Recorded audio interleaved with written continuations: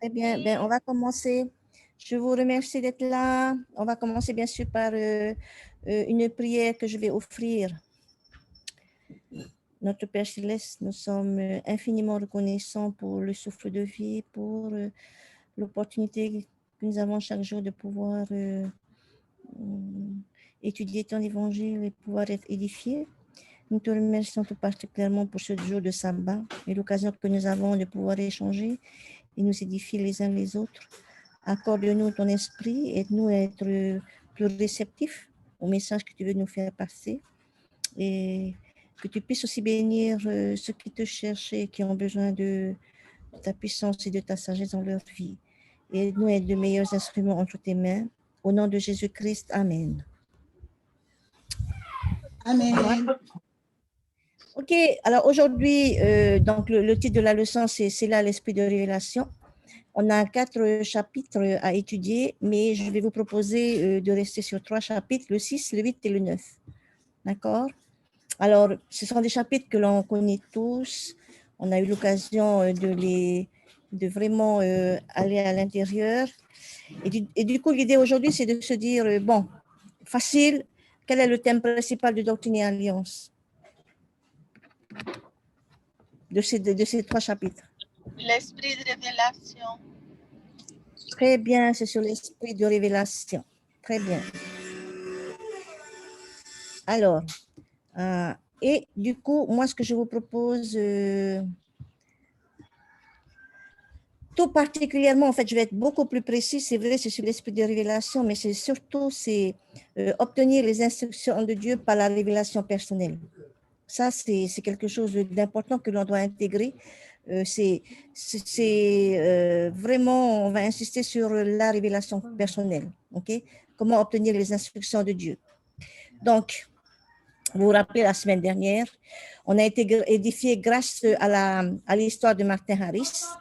Et aujourd'hui, nous allons apprendre à travers l'histoire de Oliver Cowdery. D'accord?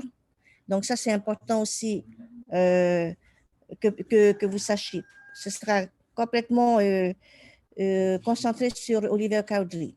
Alors, par contre, on va juste caler une chose entre nous. On est d'accord, nous avons tous reçu des révélations, d'accord? Mais qu'est-ce que vous mettez, vous, derrière le mot révélation? Pour vous, qu'est-ce que c'est qu'une révélation?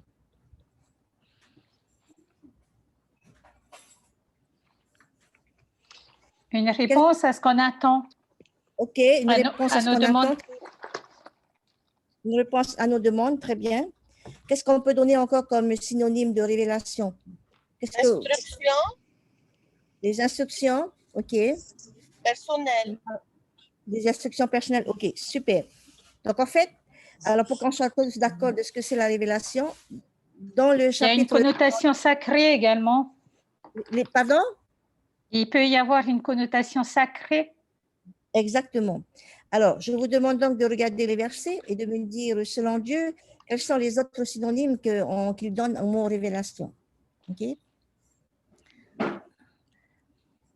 Ce sont des mots, frères et sœurs, que peut-être on n'attache pas une assez grande importance, on n'a pas l'impression, en tout cas, parfois on ne l'assimile pas à une révélation.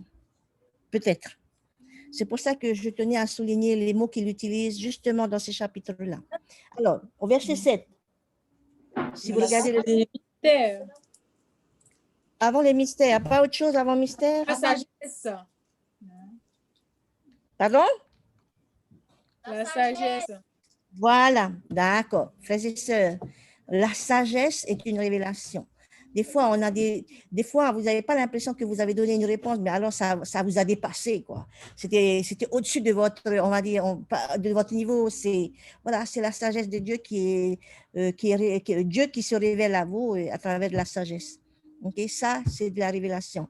Des fois, au lieu d'agir et de penser à la façon de l'être humain que l'on est, on a une façon de réagir au-dessus de nos capacités et qui s'appelle la sagesse de Dieu. C'est une révélation. Donc ensuite, vous avez dit effectivement l'autre mot qui était important. Instruction. Voilà. Non, avant les instructions, il n'y a pas. Euh, vous avez dit tout à l'heure, juste après sagesse, c'est quoi? Un mystère de Dieu. Les mystères de Dieu, frères et sœurs. Alors, attention, les mystères de Dieu, c'est pas un truc vraiment, je veux dire, opaque. Hein? Dans le sens de Dieu, un mystère, c'est une vérité sacrée qui sont cachées à l'homme pour un moment et ou qui sont révélées au juste uniquement. D'accord?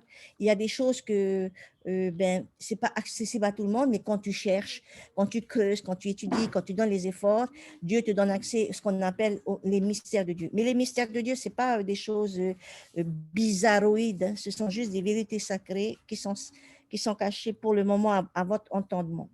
OK. Est-ce qu'on peut continuer sur le verset 14 alors? Dans instruction, alors. Attention, voilà, OK. C'est le mot instruction. D'accord? Vous voyez, tu as reçu des instructions de mon esprit. Bon, ça, on le sait que c'est une révélation lorsqu'on reçoit enfin, j'espère que lorsque vous recevez des instructions, ou bien, vous savez, ça nous arrive aussi des fois de dire, ah bon, je ne savais pas, on vient de recevoir l'instruction. C'est une révélation. D'accord? Les instructions que Dieu nous envoie, ce sont des révélations. OK. Est-ce qu'on peut passer plus loin au verset 22? Un témoignage. OK, super. Il y a effectivement témoignage et il y a un autre mot, donc on va mettre les deux. Les vérités que l'on reçoit, frères et sœurs, ce sont des révélations. D'accord? Et on est d'accord. Le témoignage que tu reçois, on reçoit un témoignage que ça, c'est vrai, etc. Ou que ça, il faut soutenir par exemple, cette idée-là. Tout ça, ça vient de Dieu, c'est une révélation. Et enfin, le dernier, dans le 8.1, on parle de quoi dans le 8.1?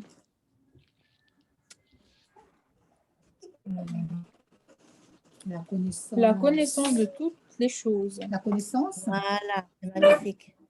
Exactement. La connaissance de toutes choses, c'est bien ça, de toutes les choses que tu demanderas. Alors voilà, lorsque j'apprends une nouvelle chose, frères et sœurs, c'est une révélation. D'accord? Donc, à chaque fois que nous avons ce genre d'occurrence, une sagesse, un mystère, une instruction, des vérités, son témoignage renforcé ou de nouvelles connaissances, ce sont des révélations. D'accord? Des fois, je ne savais pas, il valait mieux qu'on soit tous d'accord sur qu'est-ce qu'on entend par la révélation personnelle. C'est toutes ces choses que Dieu auxquelles nous pouvons avoir accès. D'accord? Voilà. C'est une autre, vous voyez à quel point la révélation peut se manifester de différentes façons. D'accord? Et donc, notre étude aujourd'hui, c'est de regarder comment on peut y accéder. Bon, je sais, vous savez, vous connaissez bien l'histoire, on va juste se focaliser sur les parties importantes. OK? Alors, et je vous disais tout à l'heure que les 3 chapitres, Doctrine et Alliance 6, 8 et 9, ce sont des conseils personnalisés que Dieu a donnés à Oliver. OK? Et c'est ça qui est important dans ces chapitres-là. En fait, toutes les Écritures contiennent des principes généraux de l'Évangile, la doctrine. OK? Mais et c'est ça que Dieu veut. Dieu insiste sur cette partie-là. On a tous besoin d'avoir des conseils plus personnalisés qui s'adaptent à notre situation. OK? En fin de compte, les Écritures et les paroles des prophètes, c'est une carte. C'est la grande carte de la vie que l'on a. D'accord? Et Dieu, ensuite, il voudrait que l'on acquiert ce qu'on appelle la boussole. L'esprit et la révélation personnelle, c'est la boussole à utiliser pour naviguer sur cette carte. D'accord? Donc, je répète, effectivement, on doit tous avoir une carte, mais on doit aussi avoir une boussole personnelle. OK? Donc, la question, en fait, que l'on peut se poser, frères et sœurs, aujourd'hui, c'est de se dire, est-ce que d'abord j'ai la carte? Je n'en doute pas un instant, nous avons tous les Écritures, nous avons tous les paroles des prophètes. Donc, on a tous une carte. Maintenant, est-ce que j'ai la boussole qui va avec? Ça dépend que de toi. D'accord? Et ça dépend de la manière à laquelle tu as envie d'apprendre de Dieu. D'accord? Et l'idéal, bien sûr, c'est d'avoir et la carte et la boussole. OK? Et si tu n'as que la boussole, mais tu n'as pas la carte, ça ne marche pas non plus aussi efficacement qu'on peut le penser. D'accord? Il faut avoir les deux. Alors, du coup, pour qu'on soit bien d'accord sur je veux juste revenir sur le contexte historique de ces 3 chapitres. Oliver Cowdery est un enseignant qui va venir à Manchester, là où il habitaient les parents de Joseph Smith. Il va enseigner là et il va habiter chez les Smith. Donc, il va découvrir l'histoire des plaques. Et tout de suite, il a le désir d'aider Joseph à la traduction. D'accord?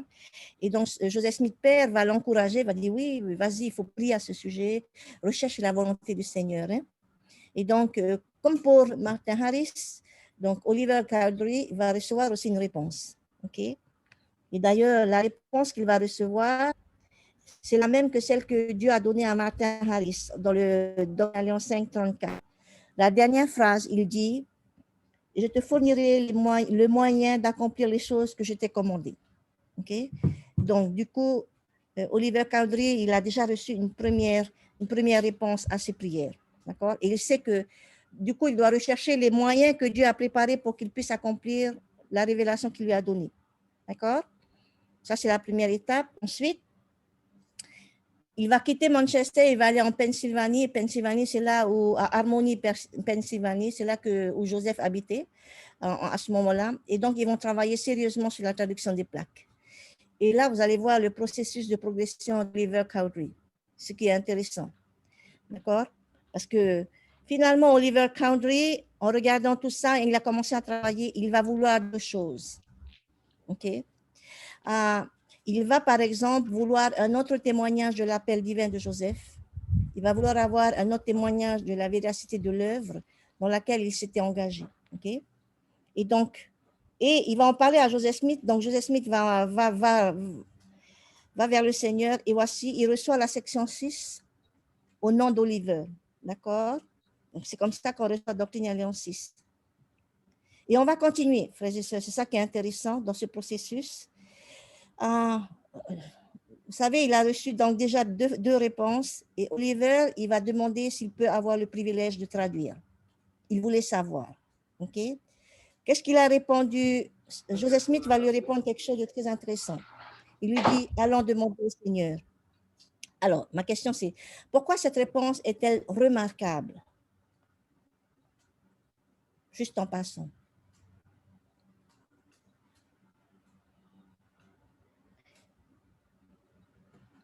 Elle ne vous paraît pas remarquable? Si, parce qu'en fait, pour lui, l'appel ne vient pas de Joseph Smith, il vient du Père. OK. Dieu lui-même. C'est bien. Tamatia nous dit oui, parce que l'appel ne vient pas de Joseph Smith lui-même, mais ça vient du Seigneur. Effectivement, c'est très intéressant. Ça montre aussi sa maturité dans le sens où l'appel de son 16 pages, tu vois.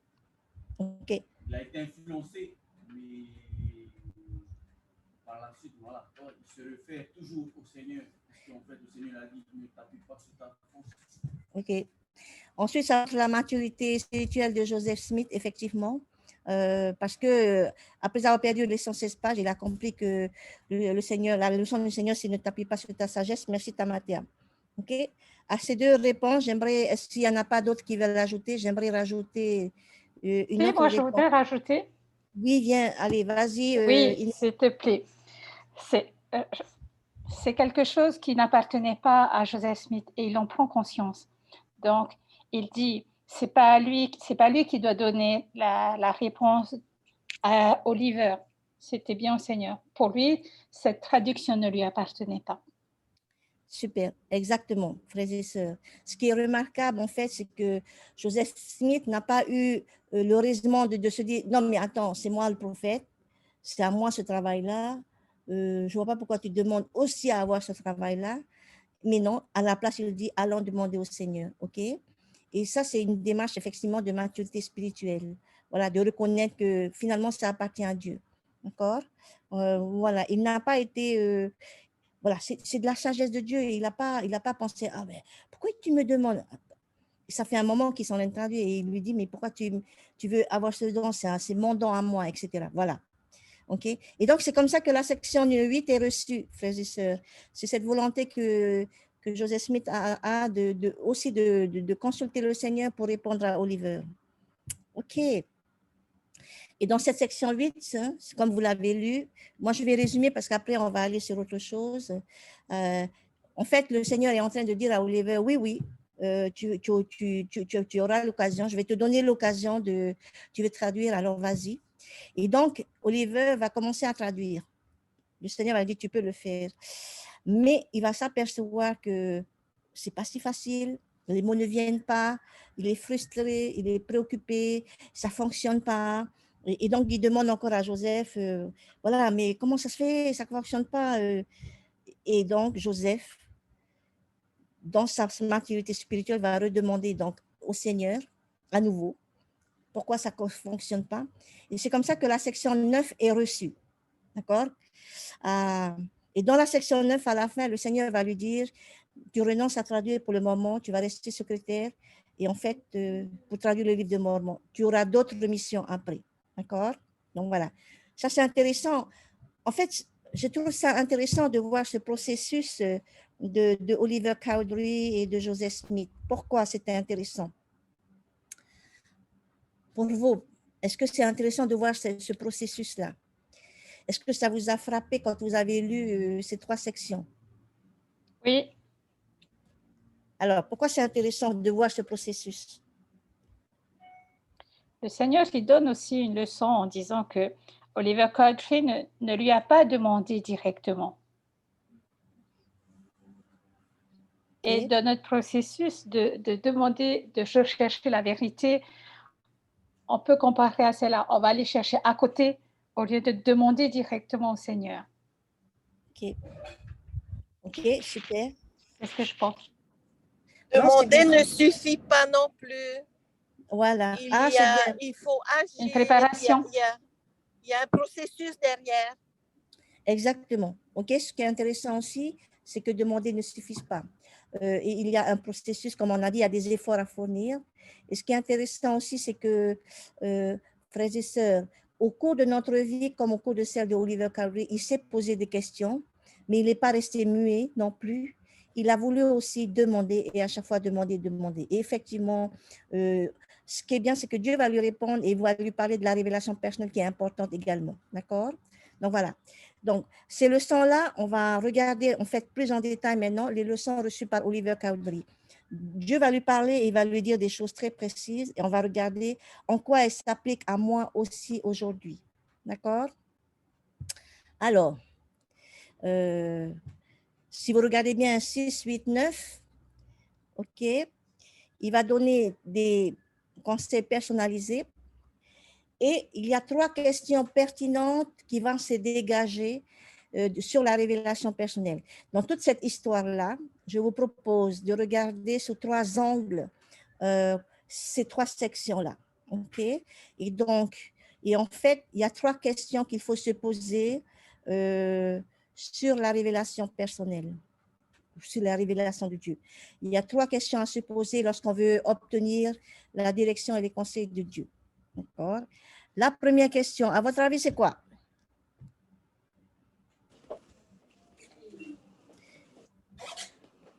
C'est une question basique, hein. Comme vous allez voir, elle est tellement simple. La première question qu'il faut se poser, effectivement, la première, c'est celle-ci. Hein? Comment? Comment quoi?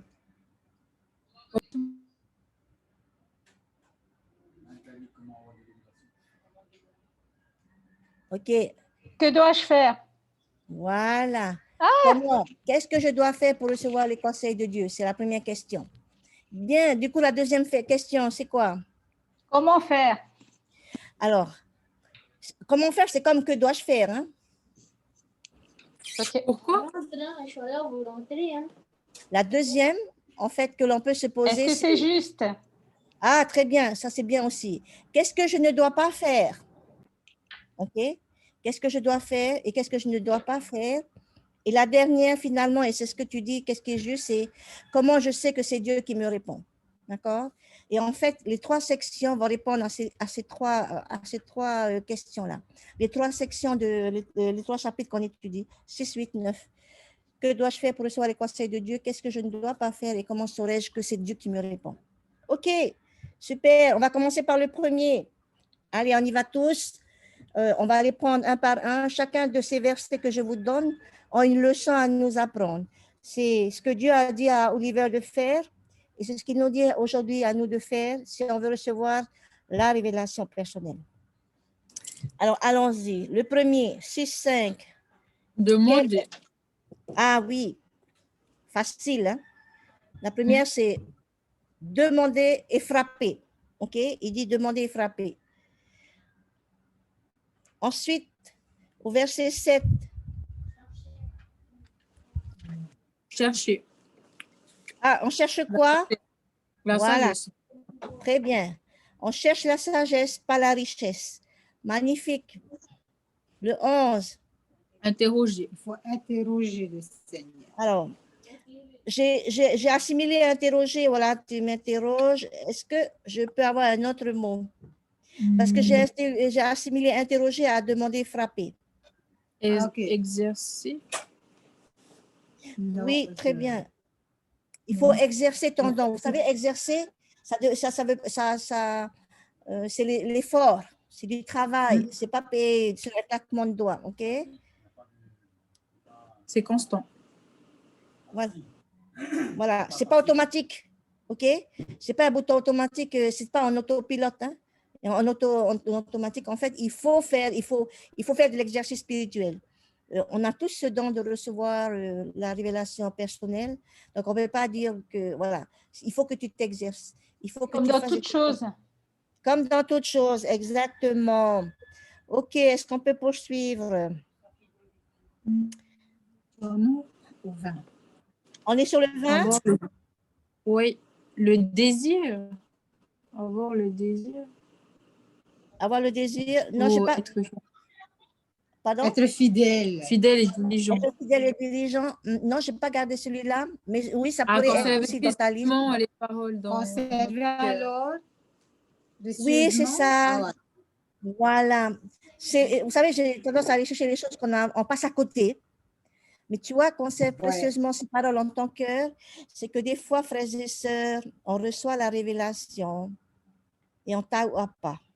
Okay? Elle est venue, elle a passé et elle est repartie aussi. Voilà. Et après, on ne voit pas. En fait, peut-être qu'à ce moment-là, c'est le message que Dieu voulait nous donner. Quand je dis on ne t'a pas, peut-être qu'on n'a pas pris le temps d'écrire ce qu'il nous a dit, de l'apprendre par cœur, de le mettre quelque part, de le partager quelque part, pour que ça reste dans ton cœur et te dis, waouh, j'ai reçu cette révélation-là à ce moment-là. Et c'était beau. D'accord? Voilà. Non, je peux partager quelque chose? Oui, bien sûr. Ah, enfin, moi je dis, c'est souvent ce qui nous arrive. Pourtant, on a eu la réponse. Et, Oui. comme dans le discours de la sœur missionnaire, c'est pas celle qu'on veut faire. On se dit, ah non, s'il te plaît, Père Céleste, pas là-bas. Et pourtant, c'est celle qui nous arrive. Exactement. Exactement, c'est bien. Voilà. Et ça, c'est important, frères et sœurs. Tout ce que vous allez recevoir en sagesse, en connaissance, en instruction, en vérité, c'est précieux. C'est Dieu qui te parle. Et donc, quelque part, tu dois, si on veut atteindre la maturité spirituelle de Joseph Smith, on doit l'appliquer dans notre vie. OK, super. Est-ce qu'on peut passer au chapitre 8, je pense, verset 1?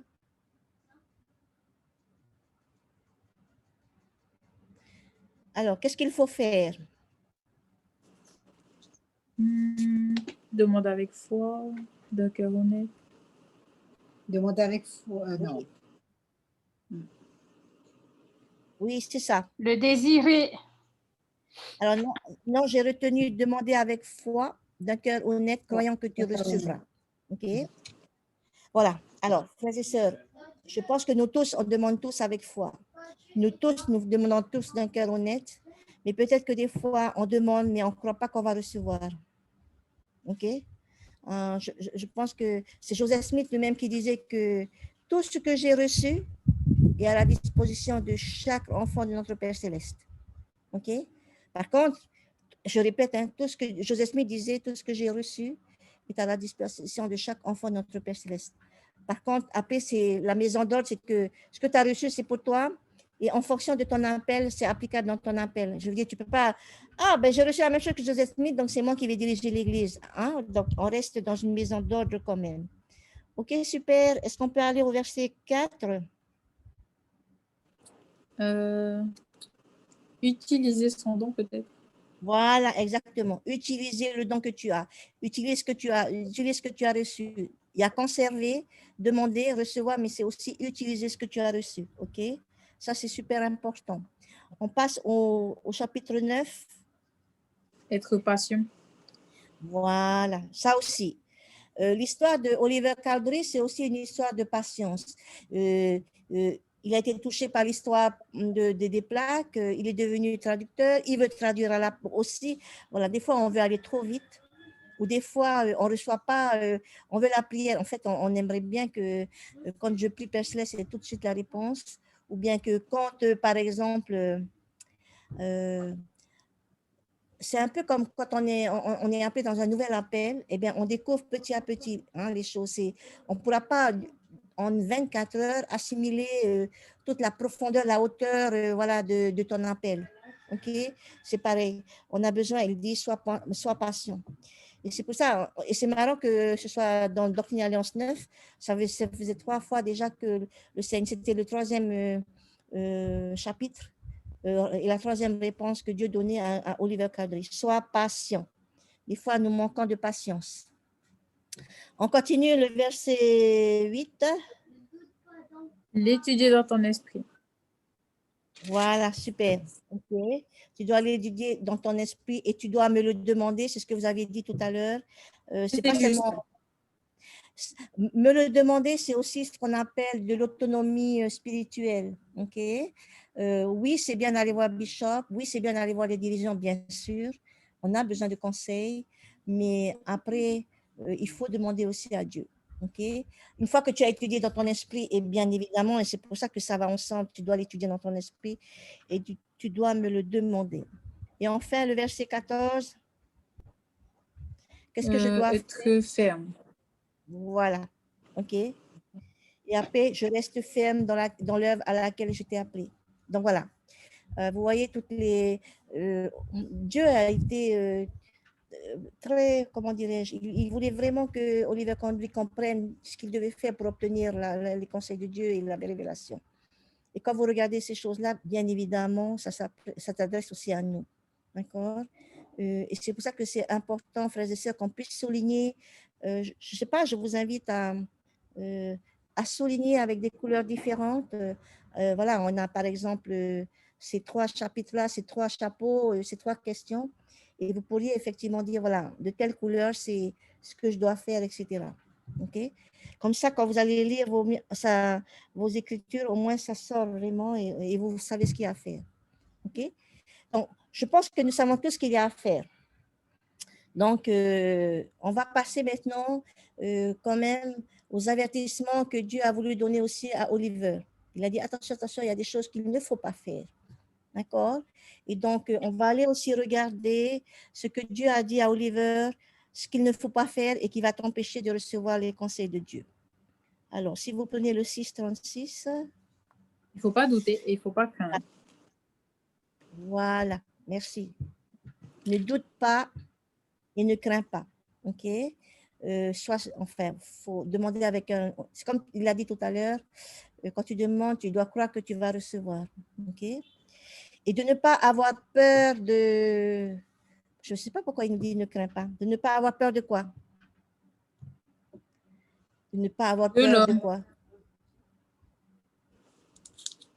De l'homme, mais aussi de demander. Des fois, on ne veut pas demander parce qu'on a peur de paraître ridicule.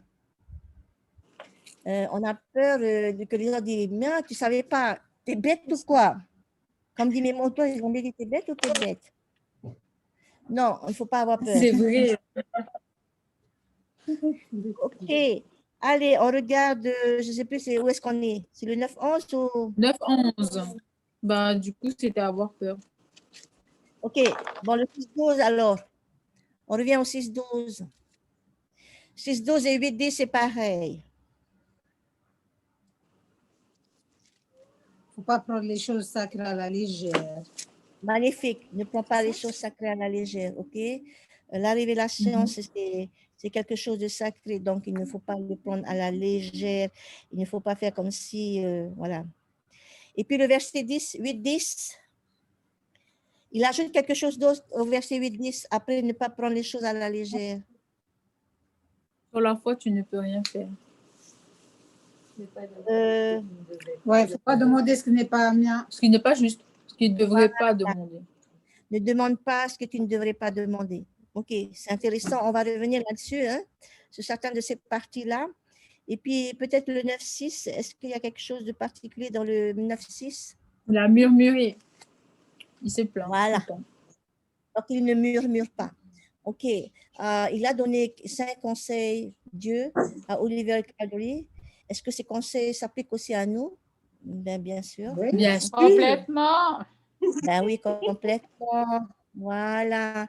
Donc, c'est pour ça que c'est intéressant de les mettre en avant, n'est-ce pas, frères et sœurs, parce qu'il nous arrive de murmurer, parce que peut-être qu'on ne reçoit pas, ou de demander ce qu'on ne devrait pas demander. D'ailleurs, on va les regarder. Hein? OK? Voilà.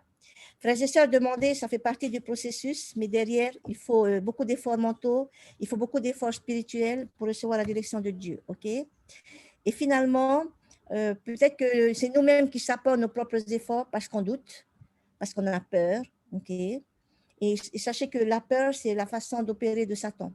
OK? Quand il dit Dieu opère par la foi, c'est-à-dire que tu fais confiance et tu avances quand même. D'accord? Donc voilà, ça c'est important. Alors, et tout à l'heure, je vous disais, qu'est-ce qu'on peut craindre lorsqu'on demande à Dieu? Qu'est-ce que on peut craindre je disais tout à l'heure d'avoir honte ou d'être ridicule, mais le ridicule ne tue pas. Mais réfléchissez un peu à ces questions-là. Peut-être qu'on a peur que la réponse ne vienne pas. Et du coup, on va se dire, ah, mais ça alors, j'ai demandé, il ne m'a pas répondu. Peut-être qu'on a peur d'être trompé, de ne pas savoir, de ne pas être digne de la réponse. Peut-être qu'on a peur que ce n'est pas la réponse que je voulais. Ou peut-être parce qu'on demande, parce qu'on a peur que la réponse que Dieu va me donner exige des efforts. Vous voyez, il y a plein de manières d'avoir peur. OK? Et toutes ces peurs-là sont légitimes. Elles existent. On ne va pas dire qu'elles n'existent pas. Mais ce que Dieu veut, c'est que tu aies foi et que tu avances. D'accord? Voilà. Et Nelson disait, remplacer la peur par la foi. N'aie pas peur d'être ridicule, n'aie pas peur voilà. Applique la foi. OK? Ensuite, je voulais revenir sur ne prends pas les choses sacrées à la légère. OK? Donc, c'est-à-dire qu'il y a des choses que Dieu va te confier, des révélations qu'il va te confier, et considère-les, fais attention avec qui tu les partages, fais attention à la manière dont tu en parles. Voilà. Ne les utilise pas n'importe comment, ne les utilise pas pour te faire grandir aux yeux des autres, etc. Voilà. Ça, c'est ne prends pas les choses sacrées à la légère. Et aussi, ne demande pas ce que tu ne devrais pas demander. Si vous vous rappelez bien, Joseph Smith, non, Satan, quand il a tenté Jésus-Christ, il a demandé des choses qu'il ne devrait pas demander. Hein? Transformer les pierres en pain, sauter du sommet et que Dieu va te rattraper, etc. Nous aussi, on ne devrait pas demander des choses. Après, à nous d'avoir la maturité, de savoir c'est quoi. Par exemple, demander à Dieu de retirer le libre arbitre de quelqu'un d'autre, ou demander à Dieu de dire, je voudrais ne pas être dispensé de certains commandements, c'est quelque chose qu'on ne devrait pas demander. C'est des choses, on va dire, logiques. Donc voilà. OK. On va passer à la troisième partie. Comment saurais-je que c'est Dieu qui répond? De notre esprit. Par l'esprit. OK, super. Par l'esprit, oui. Par l'esprit. Alors, on va prendre... Très bien, c'est exactement ça. On va prendre le 8.2. Et en fait, le 8.2, Dieu va résumer, il va donner sa réponse dans le 8.2. Et le 8.2, c'est un concentré de doctrine dans le 8.2. Alors, on va regarder le 8.2. Alors, vous avez dit que c'est par l'esprit, mais est-ce que c'est que par l'esprit? Non, et dans ton cœur. Voilà. Notre cœur, il va sortir quoi? Hein? Il n'y a que par le cœur? Une chaleur. OK. Voilà. De notre âme. Voilà. Alors, voilà. Le dit de notre âme et de notre cœur. OK. OK, super. Merci Tamatea. Tamatea est en train de dire qu'il y a deux choses. D'abord, il y a la puissance de l'Esprit de Dieu, OK? Mais il va utiliser deux canaux qui doivent Alors, les deux canaux, il veut que ça fonctionne conjointement, en même temps. La première, c'est l'esprit, et le deuxième, c'est le cœur. Quand je dis l'esprit, dans ton intelligence, c'est le côté intellectuel, on va dire. OK? Et le cœur, c'est le côté émotionnel, le côté des sentiments. D'accord? Et c'est ça qui est beau. En fait, Dieu est en train de dire, voilà comment tu vas savoir que c'est Dieu qui te répond. L'esprit va te communiquer, pas seulement dans ton cœur, mais aussi dans tes pensées. OK? Frères et sœurs, c'est une double, comment dirais-je, une double façon de répondre de Dieu. OK? C'est pas que le cœur. Parce que c'est pas que le cœur qui doit nous aider à savoir que c'est Dieu qui me répond. D'accord? Ça, c'est important. C'est les deux à la fois et Dieu guide avec les deux. OK? Pas simplement avec nos sentiments, mais aussi avec nos pensées. Toujours une pensée accompagnée d'un sentiment, c'est ça qui va faire que non seulement votre cœur va dire oui, je le crois, mais même votre esprit, il va dire voilà, j'ai recherché, j'ai étudié, j'ai médité et je sais, j'ai les preuves que c'est oui. Voilà, d'accord? Et j'aime bien le fait que Dieu, je pense qu'il faut qu'on soit reconnaissant que Dieu utilise deux jauges, deux façons de mesurer que ça vient de Dieu, d'accord? Deux canaux. C'est un système, alors il y a le Saint-Esprit, il y a l'Esprit de Dieu et ce système est sophistiqué parce que ça permet d'avoir un équilibre sur la façon. Vous savez, quand on vous dit, comment tu sais que c'est vrai? Il y a effectivement de dire, je le sais parce que j'ai reçu le témoignage, mais aussi après, il faut montrer par des preuves que pourquoi tu le sais, d'accord? Par la partie plus de la pensée et de la méditation. Je vais vous donner un exemple. On va faire une mise en situation. D'accord? Lorsqu'on vous dit, je ne sais pas si vous regardez, mais on vous dit des fois que Joseph Smith était un imposteur quand il a écrit un livre de Mormon. Comment savez-vous que Joseph Smith n'est pas un imposteur? Et c'est là où le cœur et l'esprit doivent travailler. OK? Comment je sais? Alors d'abord, qu'est-ce que votre cœur il vous dit? Ça fait mal d'entendre cette chose.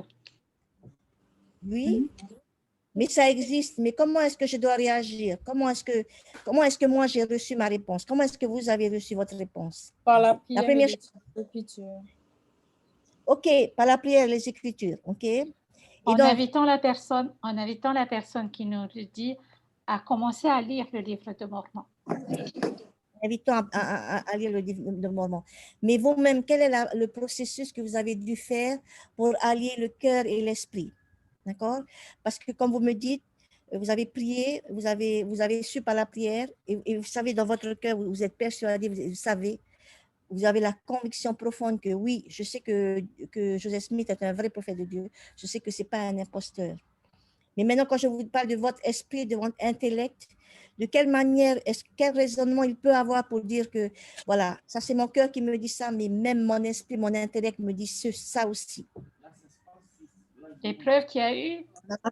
Quelles sont les preuves qu'il y a eu? En fait, c'est là où on doit suivre le processus. On irait chercher tous les événements qui sont accompagnés de ces écrits. Passer par la même expérience que OK. Jacques Epstein, étudier d'abord, méditer et tout. En fait, voilà, c'est un processus plus terre à terre, moins sur l'esprit. Voilà. OK.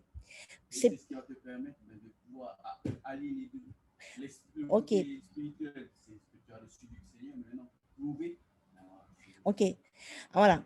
Et alors, j'étais en train d'écouter ta matière, et donc c'est vrai qu'en fait, il y a l'esprit qui te dit oui, et ton cœur, tu le sais, mais après, il y a la mise en pratique. Tous les jours, tu dois faire des recherches, et c'est bien ce que tu disais aussi, Inès, il faut accumuler toutes les connaissances et les expériences que Joseph Smith a eues, qui vont nous montrer qu'effectivement, c'est la preuve qu'il est appelé de Dieu et que ce n'est pas un imposteur. Alors, et c'est ce qu'on appelle étudier dans ton esprit. Mais je pense que je vais être beaucoup plus pratique. Voilà comment ça s'appelle. Quand je dis étudier dans mon esprit, lorsque je regarde la vie de Joseph Smith, de manière rationnelle et pragmatique, c'est-à-dire on va regarder tout ce qu'il a fait, on peut se poser la question, comment aurait-il pu écrire le livre de Mormon à l'âge qu'il avait, 23 ans, avec l'éducation qu'il avait, Il a quitté l'école au CE2. Avec le temps qu'il avait à sa disposition, il a traduit le livre de Mormon en moins de 4 mois, avec la puissance des mots du livre de Mormon. Un jeune homme comme ça, personne, même si vous essayez, personne n'aurait pu écrire le livre de Mormon. Ok? Voilà des preuves. C'est-à-dire que l'accumulation de tout ce qu'il a fait, l'historique de tout ce qu'il a fait doit m'amener à penser intellectuellement que non, c'est vraiment il a vraiment été appelé de Dieu. Comment a-t-il pu créer? Il faut se poser la question. Comment a-t-il pu créer autant de peuples? Attends, il a parlé des Néphites, Lamanites, Zoramites, les Muélites, machin, et puis plus voilà, les Jaridites, etc. Comment a-t-il pu inventer autant de noms en si peu de temps, de créer des civilisations en si peu de temps, de la monnaie, etc. Tout ça nous montre que ce n'est pas possible. S'il n'avait pas été appelé de Dieu, inspiré de Dieu, il n'aurait pas pu faire. Voilà. Ensuite, dans le livre de Mormon, il y a plein de références avec la Bible, avec l'Ancien Testament, le Nouveau Testament. Comment ce jeune homme a-t-il pu acquérir une connaissance littéraire religieuse alors qu'il n'a eu aucune éducation théologique approfondie? D'accord?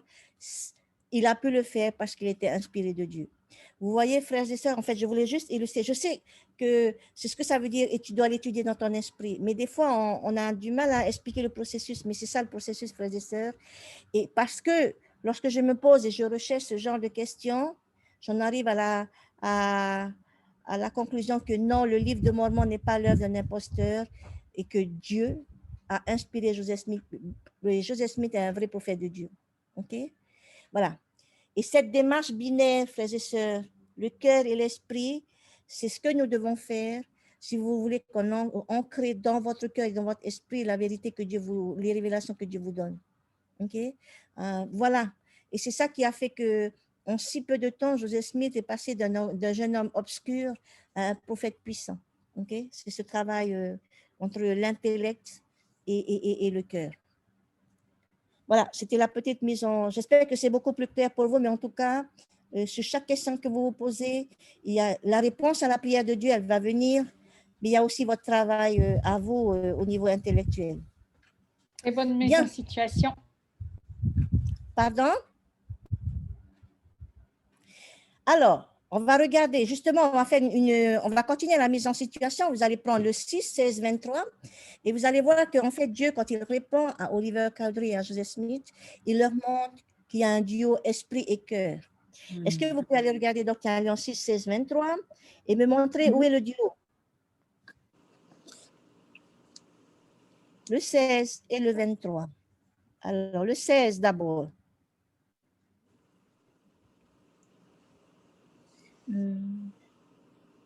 Personne qui connaît d'autres. Dans le 16, où est-ce que je vois le duo? Esprit et cœur.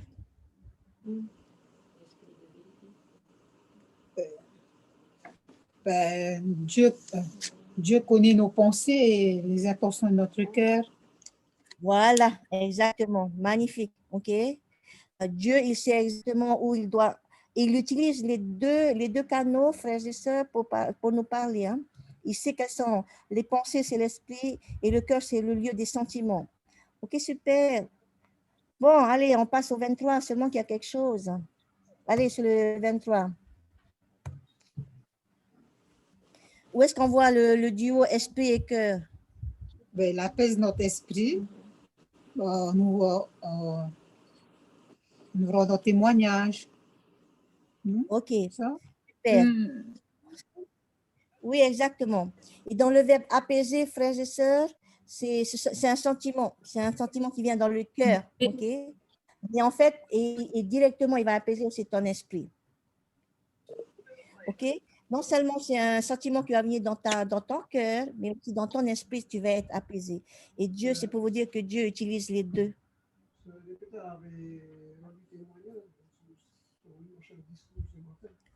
Sur la paix et le cœur? Oui, OK. Voilà. Léo me dit que c'était aussi le témoignage de Sœur Epita. Bon, voilà. Les sœurs, l'esprit et le cœur sont nécessaires pour recevoir la vérité. Bien, on va prendre l'autre. Est-ce que vous pouvez aller regarder le même mécanisme dans Doctrine et Alliance 9, 8, 9? moi, ce que j'aime bien, c'est que Dieu, il te donne le précepte et puis après, il te montre comment il l'applique. Hein. Faut Alors, c'est le étudier verset dans 8. Ok, faut qu'on super. Il étudie dit, dans notre esprit. Et ok, après, il va on nous est faire savoir. Voilà. voilà, Donc, le sein va ok, brûler. exactement. Ah, et ensuite, il te dit, si tu ne sens rien, donc c'est dans le cœur, c'est un engourdissement de pensée, c'est dans l'esprit. À chaque fois, quand il parle d'un côté et de l'autre, il parle des deux côtés, frères et sœurs, vous voyez? Du côté du voile. Voilà. Ça, c'est magnifique, hein? OK? Donc, c'est pour ça que c'est important que l'on fasse travailler les deux et qu'il faut vraiment s'y mettre. Voici ce que Russell M. Nelson a déclaré dans le discours de janvier 2021. Ça s'appelle Perfectionner votre façon de voir. Je ne sais plus comment ça s'appelle, c'est son premier discours. C'est sur la révélation. Je vous encourage à faire le nécessaire pour mieux écouter le Seigneur et le faire plus souvent afin de recevoir la lumière qu'il veut que vous receviez. C'était sur la révélation, en fait. Et Joseph Smith disait aussi, vous pouvez grandir dans le principe de la révélation jusqu'à ce que vous deveniez parfait en Christ Jésus. Et c'est exactement le processus que Joseph Smith a suivi. Hein. Et voilà. Et d'ailleurs, c'est le thème du discours de Russell M. Nelson dans le Liahona janvier 2021, c'est grandir dans le principe de la révélation. Donc voilà. Donc, frères et sœurs, n'oubliez pas les deux anneaux. Il faut chercher, on s'efforce aussi de l'étudier dans notre esprit. OK? Bien. Et on va terminer, bien sûr, par finalement, quelles sont les bénédictions lorsque je recherche la bénédiction? Et c'est ça qui est beau. Dans les 3 versets, Dieu va aussi leur montrer, voilà les bénédictions que je donne à tous ceux qui cherchent la révélation personnelle. C'est hyper facile et comme vous avez lu, alors voici les versets au tableau. Non, sur le PowerPoint, par exemple, sur votre écran. Allez, on y va. Ben, il a reçu la réponse. Il a reçu la réponse. Alors, le 6-5, oui, voilà. Il a reçu la réponse. Allez, donc la première, tu recevras. Après. Sur le 5. Sera dévoilé. Les mystères de Dieu seront dévoilés. Avant? Attends, avant sur le 5, on a oublié, on t'ouvrira. Dieu va t'ouvrir les portes, les écluses. Ok, tu vas recevoir une révélation, la sagesse, la connaissance. Vous mettez, hein, tu recevras et vous mettez tous les synonymes de révélation et on t'ouvrira la porte des cieux, les écluses, etc. Ok, le 7, on a raison. Vous avez raison. Quel est le 7, la bénédiction? Les mystères de Dieu nous seront dévoilés. Dévoilés. Ah, ok. Alors, Ou devenir riche, c'est quoi? Ah, devenir riche de quoi? De la connaissance. Voilà. Et alors, les mystères de Dieu te seront dévoilés et puis tu vas devenir riche de sagesse et de vie éternelle. OK? Parce qu'il te dit, celui qui a la vie éternelle est riche. C'est beau ça. OK, on va nous dévoiler les mystères de Dieu, mais aussi on sera riche de sagesse et de vie éternelle. Magnifique. Bon, OK, le verset 20. Allez, on court au verset 20. Quels sont les autres?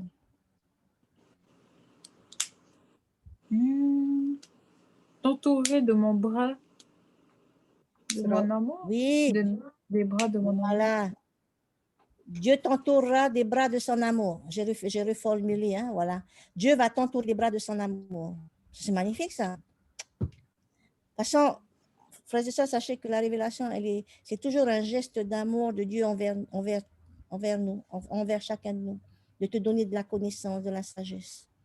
OK, on a fini le 20. Ah, on passe au 8.1. Chapitre 8, verset 1. Tu recevras la connaissance. Voilà, très bien. Tu recevras la connaissance de toutes choses que tu demanderas. Ça, c'est magnifique.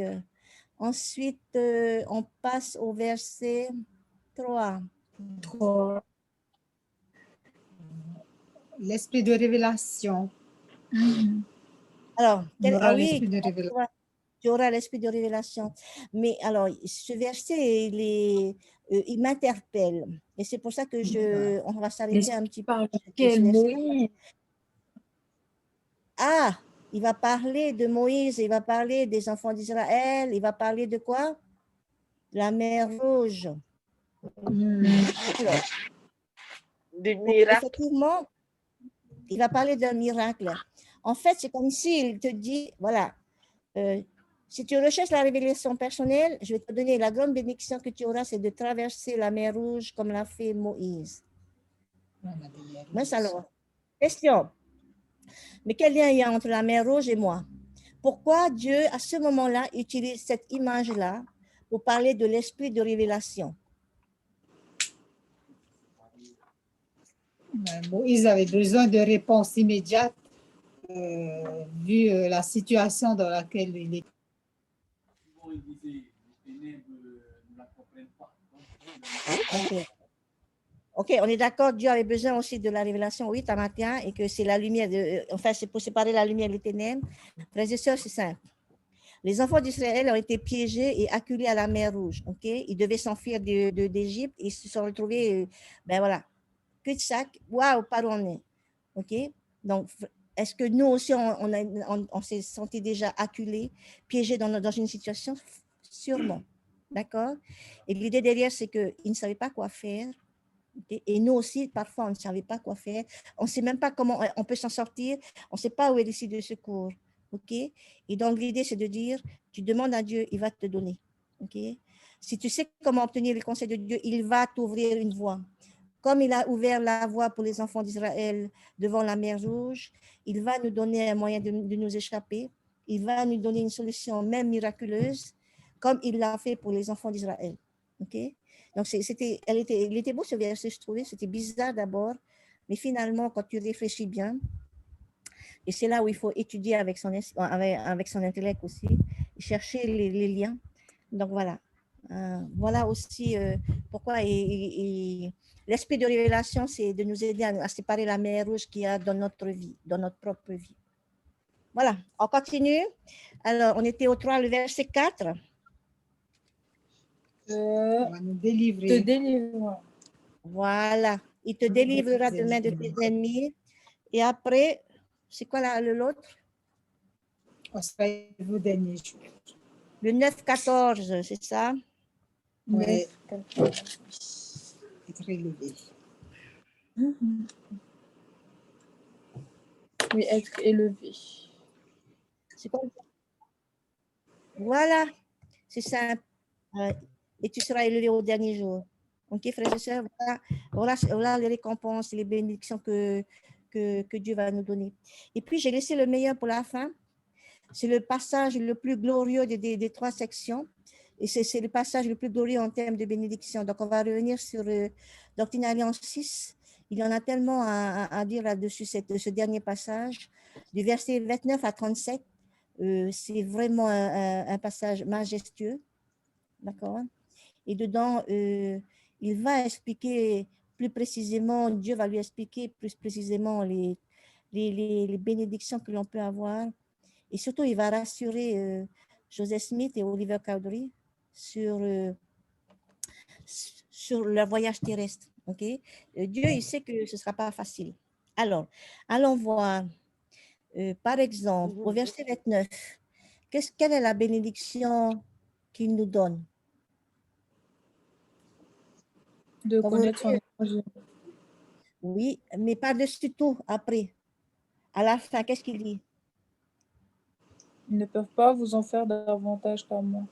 Voilà. En fait, il est en train de dire, moi, ils m'ont crucifié, et toi, ils ne vont pas te crucifier. Donc, ils ne peuvent pas faire plus que ce qu'ils m'ont déjà fait. D'accord? C'est un peu pour nous rassurer. OK? On va te rejeter, mais t'inquiète pas, ce ne sera pas pire que ce que j'ai enduré moi. D'accord? Le verset 30. On est béni parce qu'on va demeurer avec lui en gloire. Voilà, exactement. OK? C'est de dire aussi que oui, voilà, même si il te rejette, c'est pas grave. Tu seras béni. Et d'ailleurs, vous allez voir, il y a le mot béni plusieurs fois là. Tu seras béni parce que tu vas demeurer avec moi en gloire. Le verset 31. On va recevoir un C'est la témoignage. bénédiction. de nos labeurs. Voilà. En fait, il dit, lorsque les gens, en fait, on va se réjouir de nos labeurs, surtout lorsqu'on aura du succès. Vous voyez au début, mais s'ils ne rejettent pas mes paroles, ils seront, vous vous réjouirez alors du fruit de vos labeurs. Voilà. On va pouvoir se réjouir pour tout ce qu'on a réussi. Okay? Et pour tout le reste, ben, il y a sa gloire qui nous attend. Et on peut pas recevoir pire ou être persécuté pire que Jésus-Christ. On continue. Le verset 32, quelle est la grande bénédiction qu'il nous accorde? Il est au milieu de nous. Il est parmi nous. Oui, Avec magnifique. nous. Voilà. On n'est pas seul. Je suis au milieu de vous. Et peut-être qu'on ne le voit pas ou on ne le voit pas suffisamment. Verset 33, quelle est la bénédiction? Ne pas craindre faire le bien. On moissonne ce que l'on sème. OK. Alors oui, et je vais rester plutôt sur la dernière partie. Vous moissonnerez aussi le bien en récompense. Je vais moissonner du bien en récompense. J'aurai une récompense, frères et sœurs. D'accord? Verset 34.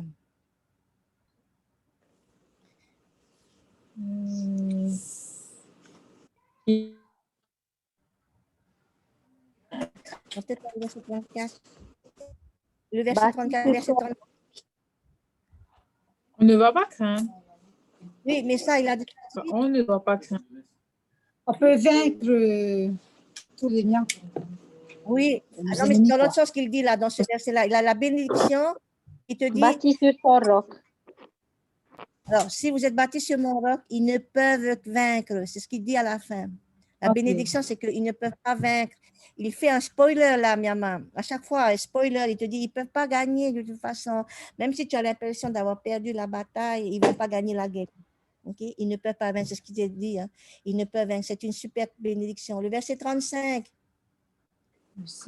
Michel?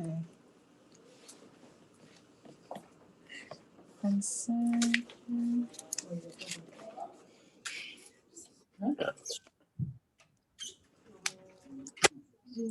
Ah nous oui, condamne. voilà. Oui, c'est ça. La bénédiction, c'est qu'il ne nous condamne pas parce qu'en fait, il dit la même chose. C'est la réponse qu'il a donnée à la femme adultère, frères et sœurs. En fait, il sait qu'on va être faible. Il sait qu'on va avoir des lacunes. Il sait qu'on va échouer. Il sait que, voilà, on a des défauts. Et donc, du coup, il est en train de nous dire, continue quand même. Va, je ne te condamne pas. D'accord? Ça, c'est important, frères et sœurs, de savoir que, eh bien, c'est pas parce qu'on est dans la vraie église qu'on est parfait, mais par contre, de savoir qu'il ne nous condamne pas, qu'il nous aime quand même, ça, c'est important pour pouvoir avancer. OK? Voilà. Et enfin, le verset 37. Dans le verset... 36, non? Oui. Alors, c'était bizarre, le verset 36. J'ai déjà utilisé « ne doutez pas, ne craignez pas », et donc il ne nous reste que la première. OK? En fait, la bénédiction, c'est qu'on a l'opportunité, il est disponible. OK? Voilà, 24h, 7 jours sur 7, c'est pas, il ne fait pas grève, il ne fait pas férié, voilà. Il est tout le temps là. Tournez-vous vers moi dans chacune de vos pensées. Ça, c'était beau, ça. Hein? On ne pourra pas dire qu'il n'a pas été disponible. Et le dernier. Vous hériterez. Voilà. Vous hériterez le royaume des cieux. Avant celui-là, en fait, il a envie de nous dire un message, c'est, vous voyez les plaies qui ont percé mon cœur. En fait, il voulait nous dire, souviens-toi. Voilà. Pour terminer, frères et sœurs, il va nous dire, souviens-toi de mon sacrifice, de ma victoire sur la mort, de mon amour inconditionnel pour toi. Voilà. Et après, ben, vous hériterez le royaume de Dieu. Je n'ai pas eu la place, mais je vais le remettre. On va hériter du royaume de Dieu. Donc voilà. Vous voyez, en fait, waouh. Voilà ce qu'il a expliqué à Oliver Cowdery à travers Joseph Smith, et je trouve que c'est dense, c'est magnifique, et ça nous aide nous aussi à voir ce que Dieu veut pour nous. D'accord? Donc, pour conclure, frères et sœurs, et on arrive à la fin, deux choses que j'aimerais faire, deux leçons extraordinaires à retenir de ces trois chapitres-là. La première, alors je ne sais pas pour vous, hein, mais la première, c'est de dire, Dieu veut que je renforce mon témoignage de Joseph Smith. Okay? Joseph Smith est un vrai prophète de Dieu. Le fait qu'il est accompagné dans le développement spirituel d'Oliver Cowdery montre une fois encore à quel point Joseph Smith a une maturité spirituelle divine. Okay? Et c'est quelque chose que Dieu veut que l'on ressente. J'espère que vous avez ressenti que malgré son âge, il parlait avec la voix de Dieu. D'accord? Il avait une maturité spirituelle qui dépasse de beaucoup. Aujourd'hui, on a des prophètes modernes qui sont âgés, donc qui ont acquis une certaine maturité spirituelle. Mais lui, Joseph, à 23 ans, il était d'un niveau au-dessus de la normale. D'accord? Et d'ailleurs, on verra dans Doctrine et Alliance, chaque fois, on va apprendre à quel point Joseph Smith et vraiment écouter les conseils de Dieu et savait comment il fallait recevoir la révélation de Dieu. Ok, voilà. Tout ça parce que lorsque Joseph Smith parlait, c'est le Seigneur qui parle à travers lui. Ok, et c'est pour ça qu'on ressent cette maturité et cette puissance spirituelle. Voilà. Et je ne connais pas beaucoup de personnes qui, à 23 ans, ont accompli ce que lui, il a accompli. Ok, donc voilà, ça c'est la première chose. Et j'espère que depuis qu'on a commencé Doctrine et Alliance, vous ressentez que votre foi en Joseph Smith, en tant que prophète, s'est renforcée. Et bien sûr, la deuxième leçon qu'il faut retenir, c'est que Dieu veut que je grandisse dans le principe de la révélation personnelle. OK?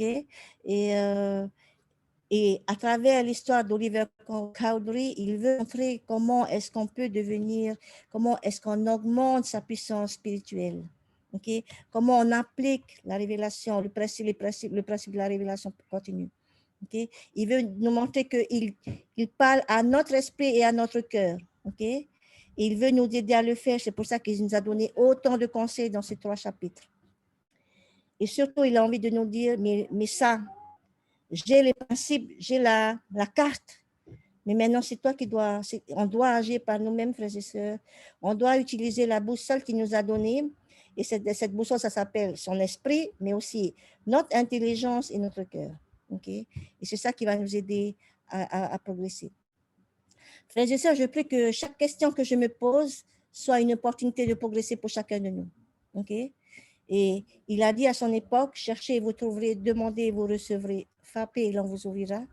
Mais c'est à nous de le faire, c'est une action qu'on doit faire. Que Dieu nous bénisse et que nous puissions relire avec, je vais dire, délectation ces 3 chapitres et regarder la main de Dieu partout et ses conseils, sa révélation, sa sagesse. C'est mon témoignage que je laisse au nom de Jésus-Christ. Amen. Amen. Voilà. Amen. Merci à tous pour votre participation. On va terminer par une prière. Et je ne sais pas à qui je vais demander. Je vais demander à... Céline, tu nous entends? Bishop, il voulait faire la prière. Ok, alors. Allez, Bishop. Notre cher Père Céleste, nous te remercions pour tes enseignements. Merci pour la révélation qui coule parmi nous. Je bénis chaque membre de la paroisse d'Orimou afin qu'il soit aligné avec son épiscopat et qu'il puisse utiliser la révélation dans leur sphère, dans leur famille, pour aider chaque enfant de notre Père Céleste. Père, te demandons de bénir chaque membre de la paroisse et de nous aider à faire la volonté de notre Père Céleste. Au nom de Jésus-Christ. Amen. Amen. Amen. Amen. Merci pour la leçon. Wow. Merci beaucoup.